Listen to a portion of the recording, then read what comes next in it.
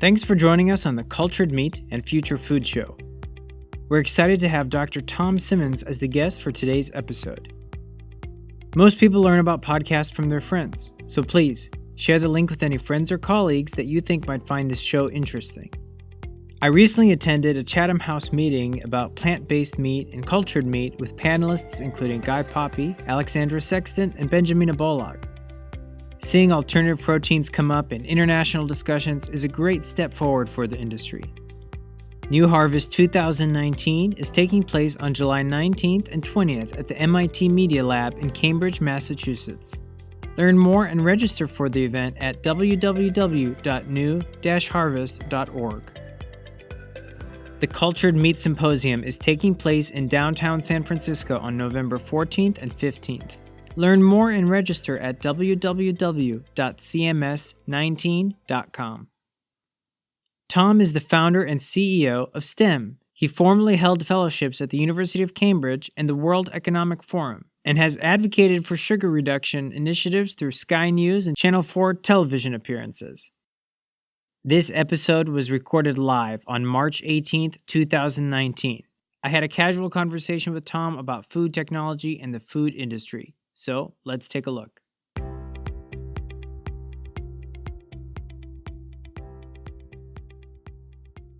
We have about 30 minutes set aside to do a deep dive discussion with Dr. Tom Simmons. And Tom Simmons is the founder and CEO of Stem. Now, is it Stem or Stem Sugar? The company's name is Stem. Stem, yeah. Okay, with an exclamation point. The logo has one. Okay, the logo has one.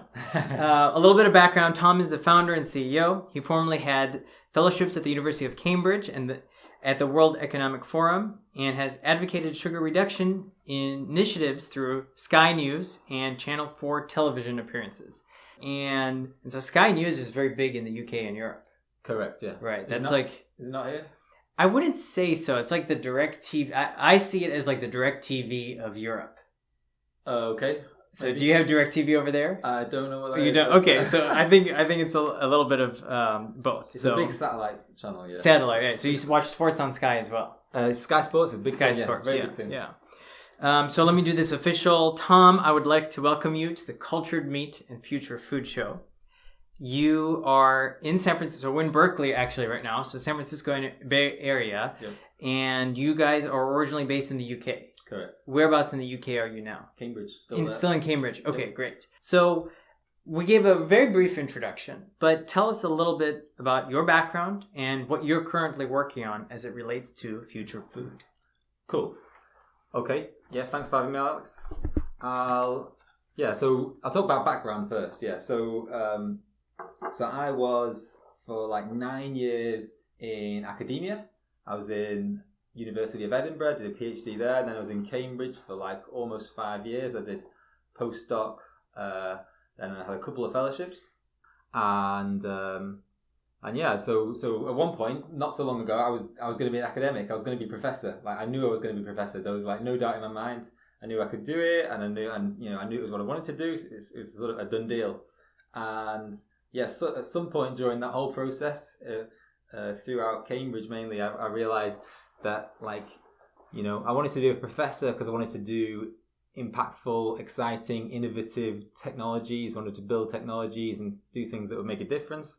And that's still what sort of drives me now, and it's still what drives STEM.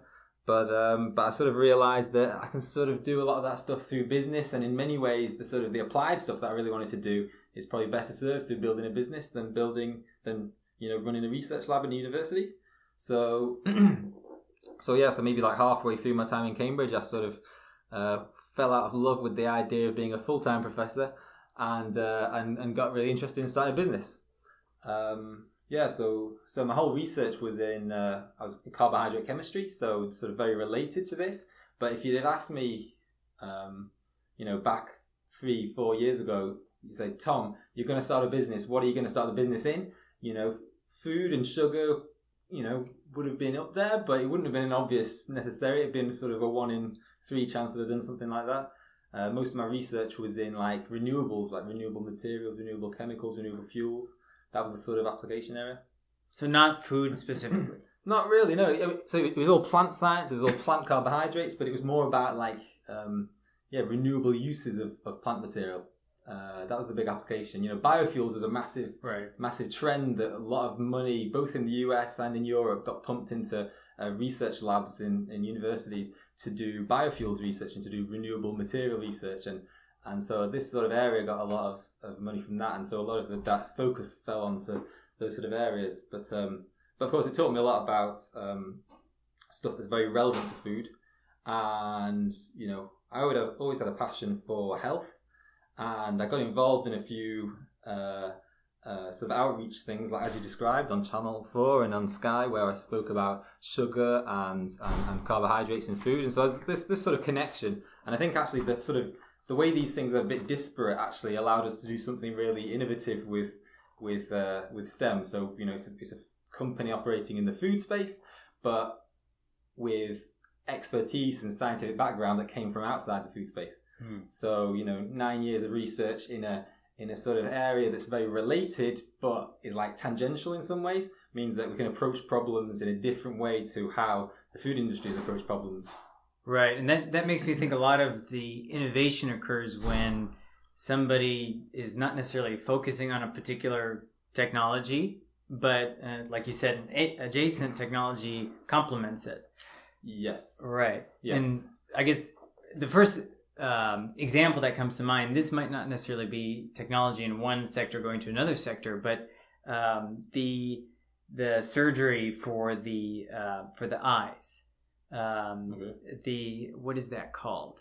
When you don't need glasses anymore. Oh, laser eyes? Yeah, laser. So LASIK. So LASIK eye surgery. I heard that they found out like how that technology works by someone who got into a car accident. Right. There was some scar tissue in their eyes, right. And afterwards they didn't need to wear glasses anymore. And it was crazy, getting into a car accident and then not needing glasses anymore. Okay. And then they investigated that technology, and then they came up with LASIK eye surgery. Oh, okay. So something that I definitely would. I wear glasses. You wear glasses, but I definitely would not want to have lasers put into my eyes. Or crash have a car crash just to cure that. Yeah. Right. Exactly. So no, I think that's like an extreme example. That's it. Yeah, that's an extreme example. But I think that's right. I think a lot of companies doing deep science based innovation, if you like, or deep science based entrepreneurship. I think they probably tend to approach innovation almost a bit too much like how academics do it. With academics, we want to, the way to solve a problem is to do a really, really, really hard technical breakthrough and a lot of research effort, and a lot of money, and a lot of manpower. And really, like the best businesses are probably not built on things like that. They're built on the I don't want to say necessarily serendipitous, because I think you can sort of systematize it in a large way. But yeah, you want to take a sort of proven technology and adapt it onto something in a way that no one else has seen. That's where you build a business proposition that looks appealing, because it's sort of proven technology and obvious market needs. And the thing is just that no one's connected the two. Not that we need to invent some crazy new technology to solve the problem. Right. That the insights from one industry apply to these other industries. Yeah. So you can see the analogy from what I'm saying about STEM. Right. But I think it could apply to a load of places, and I think it could really, really apply to a lot of life science nowadays, because there's sort of, this has been coming for a long time, I think, but life science is really getting to the point where, there's huge sort of advances made to the point where we can do lots of different things, and life science can ultimately be applied to a whole range of different industries, which right now have sort of are completely unaware of it. So, materials, fuels, food, nutraceuticals, things like that. These places, these industries tend to be run by people who aren't super well versed in these areas. And so there's lots of opportunity, I think, to apply for people who do know that stuff to understand the industry and make connections that no one else has seen. Right. Actually, so I want to touch on that is really kind of the era that we're in. And I'll give another example that's a little bit far off too. Mm-hmm. So the example that I'll give is related to kind of recording technology. So right now they say We actually don't have very high quality equipment here. I think everything was put together with like $50 or $60, right? Okay. But the fact that we can actually record or even live stream with $50 to $60 gives us the golden era of recording or gear for this time. Correct. And so I'm going to use that example to pretty much ask you, if someone is getting into life sciences and biotech, is right now a really good time for it? And I preface because we're seeing a couple different things. So we originally met at Bonneville Labs, and you guys were based out of Bonneville Labs at that time for a short period of time, right? We were, yeah. And actually, I tried a sample, a product. It was a cookie, and it was awesome. But so Bonneville Labs is a great example, a co-working space for biotech. Right now, we're in a WeWork, again, shared spaces. For biotechnology and the sciences, are we in kind of a golden era for that in terms of accessibility and allowing people to conduct experiments or go into a lab?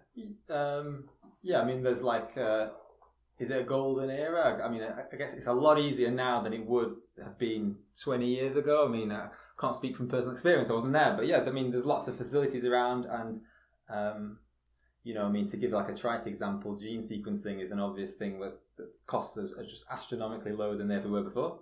So if you want to do anything in that sort of space, like, it's just impossible until fairly recently. Equipment. We have to do a lot of quite heavy engineering processes. So we need big facilities. And we're fortunate that there's quite a few of these around nowadays, in which there, fairly recently there wouldn't have been. So yeah, you can definitely do stuff. The infrastructure is around to do stuff that it would not have been possible to do before, and technology that allows you to do things is the price has come down to a point where you can rapidly iterate in a way you couldn't do before. Yeah. Definitely not as cheap as podcasting, of course. Correct. Well, yeah. So back to the product, STEM. Yeah. Are you guys taking a B2B approach, B2C approach? What will the product be?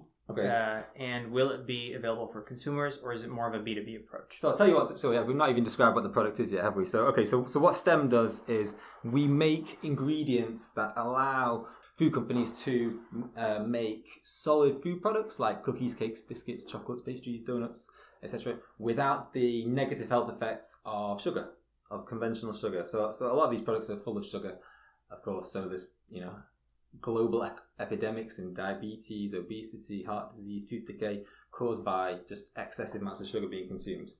And so the background towards, so that's sort of what we do. We make ingredients. We want to sell them to the food industry more so than to consumers. Probably that's where the big problem lies, more so than home baking, for example. But so the background to this is that the whole food industry wants to get rid, or wants to reduce sugar at least across the whole, of course, everything that is produced by the food or beverages. And there's been a huge amount of effort to address that problem over many, many decades. And the product of that huge amount of effort has been a whole load of ingredients that allow people to replace sugar to some extent. So these are sort of sweeteners, sugar replacements, etc. And that has enabled, so that's been really successful in enabling sugar reduction or complete sugar replacement in drinks. So if you go into a supermarket now, almost all drinks are either sugar-free or low in sugar, or have a sugar-free alternative, right? Correct. So, right. Yeah, exactly. Yeah. So these things are sort of widely available right now. And but if you go down a bakery aisle as opposed to like the beverage aisle, bakery's still packed full of sugar. If you go in the candy section, still full of sugar. Right. And the reason is that like replacing sugar in drinks is technically easier than replacing it in food. In drinks, sugar is basically just a sweetener. If you find anything that replaces the sweetness of sugar that tastes sweet when you put it on your tongue, you've basically solved the problem for drinks. So like stevia, for example, you taste it on your tongue, it tastes sweet. That sort of solves the problem. You can get rid of sugar, you can add stevia. There's still issues about it being exactly the same taste of sugar, but to a large extent it solves the problem. In food, however, you've got far more complicated roles of sugar. So sugar is not just in cake, it's not just a sweetener, it doesn't just make cakes taste sweet. It also makes cakes look like a cake and feel like a cake. Right. It plays roles in texture, structure, caramelization, crystallization, browning, etc. So in principle, you could add a bit of stevia to a cake mix, and you could make a cake mix that tastes sweet. But if you couldn't add stevia and take out the sugar, because it would taste, in principle, sweet, but it would not be. It wouldn't look like a cake or feel like a cake, because sugar just defines what a cake is as much as what it tastes like. Right. We don't have Oreos that are 0 sugar. Yes, and it's part of the same thing. Yeah, exactly. So what we do is so there's another aspect to this as well. Nowadays, consumers do not want artificial ingredients. They don't want sugar replacements. They want natural ingredients. Okay, so what we do is we take the approach that we think tackles both these issues. So what we do is we make ingredients in which we extract low-calorie sugars. We have a biological process for extracting low-calorie sugars from plant materials, and then we sort of clean those up, and that's the ingredient ready to go. So the health advantages are this is low-calorie, diabetic friendly, etc. So sort of we address the health issues on a natural level. This is all plant derived, so we're safe on that level. But also we've got the additional advantage that because our ingredients actually are sugars themselves, they're low calorie sugars, but they are sugars themselves, they're able to behave in solid food in a way that aspartame and stevia, etc. can't. They physically perform like sugar as well. So we think that for the first time we can economically allow the food industry to make cakes, cookies, biscuits, chocolates, donuts without them being half cane sugar or half beet sugar. We can put our low calorie sugars in there and still have ingredients that look and feel like cakes, but without the health downsides. Interesting. Okay, so it's low calorie sugar. Yeah. But at least from the sample that I tried, the taste was all there. Would you say the taste is 1-to-1, or is it slightly different? So I suppose with all products, it's easy to make a product that, with all ingredients, it's easy to make a product that tastes bad, right? You can overcook something and everything tastes awful. Right. So you've got to, that's what we spent a lot of time during Y Combinator doing, making recipes that appeal to people. So, but we can do it. We can make ingredients, and we can make products like the cookies you had that people can taste and can't tell the difference between the ones that are full of sugar, which causes obesity and diabetes, and our low-calorie sugars, which don't. Interesting. Okay. And so you mentioned Y Combinator. Yeah. Let's chat a little bit about that, because so your team went through Y Combinator last year, 2018, and food technology at Y Combinator is somewhat of a new thing. Before they were focused very much on the computer science tech. Yes. And so how was Y Combinator for your team, and how do you think that do you think other accelerators will start opening up for food tech? We're seeing a couple, but do you think that they're really setting the stage? Yeah, I mean, obviously there are accelerators that do food only now, right. And there are startups that do only biotech, and so they do food as well. But Y Combinator is still heavily on software. The majority. We were actually at the alumni demo day yesterday. Okay. So demo day is right now, today. Right now, okay. I saw some tweets about it today, I thought, okay, maybe it is. So demo day is happening in 6 months. Yeah, we did it 6 months ago, but it's happening right now. Yeah, I mean, and there are some companies on this batch that are doing technology. Food, yeah. So so obviously, and I know it's something they're interested in. That the partners are interested in. It's related to the fact that this has become an area of interest to investors in general. It's all like 10, 20 years ago, food would not have been a sexy thing to invest in at all. And all of a sudden now it really has become that. And there's been a few big success stories, and advances in technology, like what we talked about, have enabled that, and infrastructure, etc. So yeah, I mean, Y Combinator are interested in it, but so are, the whole investment space all of a sudden. Right. One food company that I saw, at least for me, sparked a lot of interest was RX Bar. Oh, yeah. I have a design background, so a big part of their success, I believe, was attributed to like the rebranding and kind of getting out there simple ingredients. So that's what perked my interest. But But yeah, I think it's interesting to see so many new, or I guess I should say, Sand Hill Road, the Silicon Valley VCs start now putting more and more money into food. Yeah. So cool. So when it comes to food regulation, at least for cultured meat in the U.S. And around the world, we see that that's a huge hurdle. Yeah. When it comes to regulation of the product that you're working on, is that a challenge? I mean, so it's always a job to be done. We fortunately don't have the same issues with cultured meats. Right. I mean, these things are completely in different ball games to what we do. Ours are, we have to go through a standard process with the FDA and different split places around the world. And for the U.S., does that fall under the GRAS? Yeah, that's generally recognized as safe. Correct. Right? Yeah. Yeah, exactly. And in the UK, do you have something similar? So Europe has the novel food regulation. Okay. The EFSA is EFSA. The European sort of equivalent. They just do food, not drugs. But they have their own one, And so I mean. It's not trivial, but equally, it's not in anywhere near like the same ballpark as cultured meat because, as much as it's it's something the food industry has not seen before. What we're doing is, as I say, it's sort of a natural product. We take plant material; they are sugars derived from plants and carbohydrate material derived from plants. So, there's a lot of precedent for stuff like that in the human diet. The FDA really has no huge worries about any health risks, so it's really just a sort of formal process that you have to go through. Right. And so you probably don't need to have someone dedicated full-time, at least at this stage, just to regulation.